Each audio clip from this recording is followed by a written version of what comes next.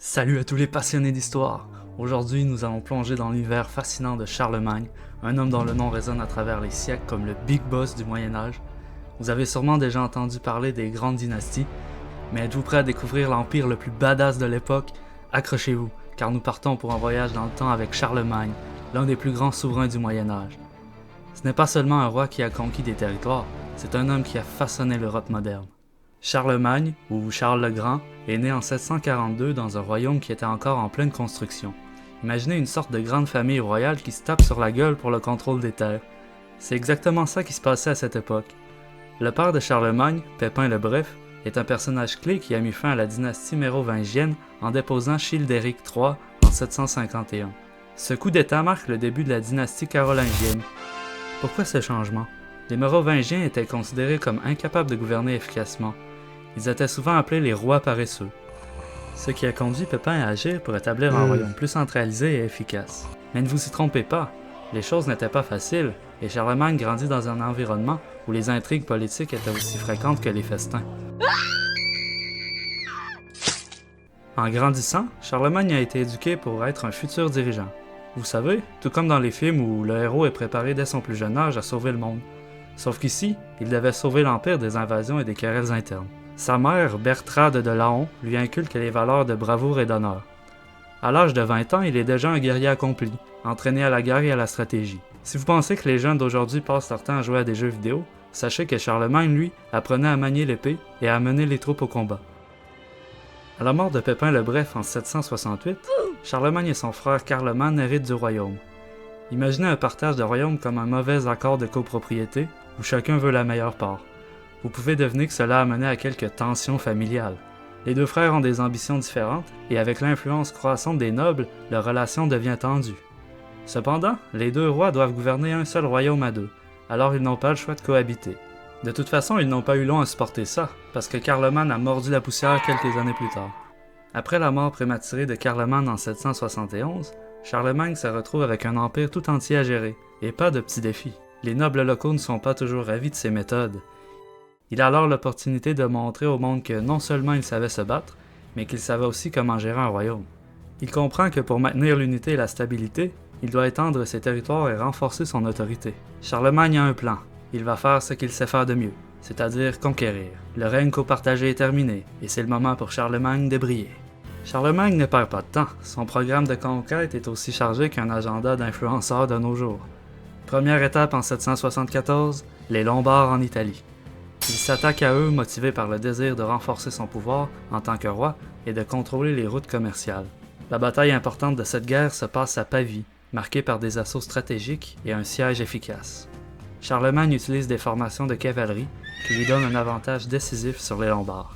Charlemagne capture le roi Desiderius. Cette victoire lui permet de se couronner roi des Lombards. Il s'installe dans le nord de l'Italie, comme si c'était un Airbnb de luxe.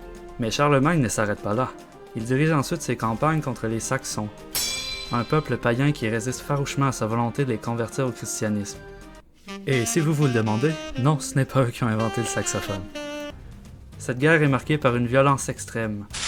Entre 772 et 804, Charlemagne mène pas moins de 18 campagnes contre les Saxons.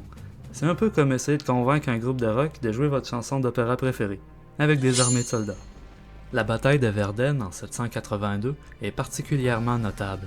Charlemagne, après avoir capturé des Saxons, ordonne l'exécution de 4500 d'entre eux.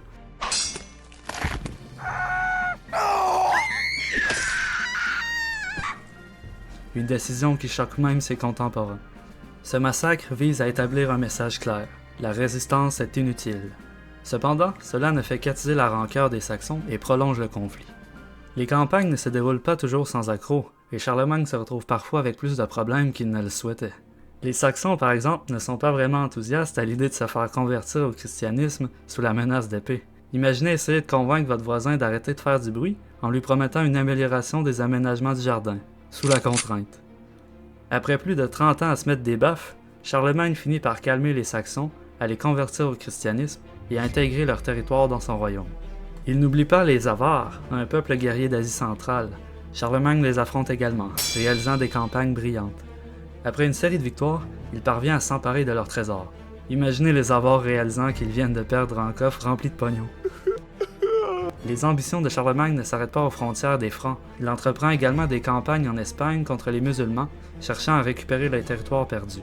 En 778, il lance une expédition en Espagne, mais elle ne se passe pas comme prévu. La bataille de Roncesvalles est un échec retentissant. Ses troupes sont attaquées par les Basques dans les montagnes, et le célèbre Roland, un de ses chevaliers, est tué. Cette défaite devient mythique, surtout grâce à la chanson de Roland, qui glorifie l'héroïsme et le sacrifice de ce guerrier. Charlemagne, en apprenant la nouvelle, se rend compte qu'il doit renforcer ses défenses dans le sud et abandonner temporairement ses ambitions ibériques. Charlemagne ne se contente pas de conquérir, il réforme. Il réorganise l'administration, établit un système de comtés confié à des nobles loyaux, appelés comtes, qui sont chargés de collecter les impôts et de maintenir l'ordre. C'est un peu comme des maires, mais avec des épées. Charlemagne crée également les Missi Dominici, des agents envoyés dans tout l'Empire pour surveiller l'application des lois. Ces agents jouent un rôle crucial en assurant la communication entre le roi et ses sujets. En gros, il fait du ménage dans la maison impériale et se met à organiser des réunions avec les chefs locaux. On peut dire qu'il a transformé le royaume en une sorte de supermarché, avec lui-même comme caissier en chef. Charlemagne lance ensuite des réformes éducatives.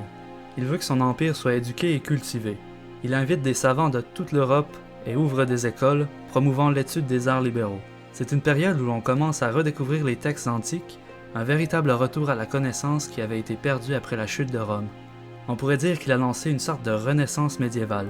Vous savez, comme s'il était le directeur d'une école médiévale où les matières principales étaient la littérature et la théologie, mais avec des cours de chevalerie en option.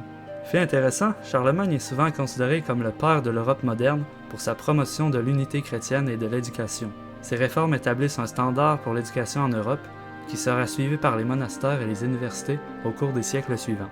En l'an 800, Charlemagne reçoit une offre qu'il ne peut pas refuser, être couronné empereur des Romains par le pape Léon III. Imaginez la scène, un grand banquet, des dignitaires, et tout à coup, le pape lui met une couronne sur la tête. C'est comme recevoir un Oscar, mais pour la politique médiévale. Il passe de roi à empereur, ajoutant un peu plus de prestige à son CV. Ce couronnement est symbolique, représentant l'alliance entre l'Église et l'État, mais aussi important, marquant le début d'un nouvel empire. Charlemagne voit cela comme une validation de son pouvoir et devient le champion de la chrétienté. Il tente de redonner vie à l'Empire romain d'Occident, et il fait de l'excellent travail. Regardez-moi la taille de cet empire! Charlemagne meurt en 814, laissant derrière lui un empire immense mais pas forcément stable. Imaginez une grande fête où le DJ se casse avant la fin de la soirée, laissant les invités gérer la musique eux-mêmes. C'est ce qui se passe avec l'empire de Charlemagne, qui se divise rapidement entre ses héritiers, et c'est là que les problèmes commencent. Son fils, Louis le Pieux, lui succède. Louis n'a pas la même poigne que son père, et les tensions entre les nobles commencent à réémerger. Charlemagne avait rêvé d'un empire uni, mais ses descendants sont incapables de réaliser son rêve, ce qui mènerait à de nombreuses guerres entre les membres de la dynastie carolingienne. Le traité de Verdun en 843 divise l'empire entre les trois petits-fils de Charlemagne, ce qui marque le début des divisions modernes en Europe.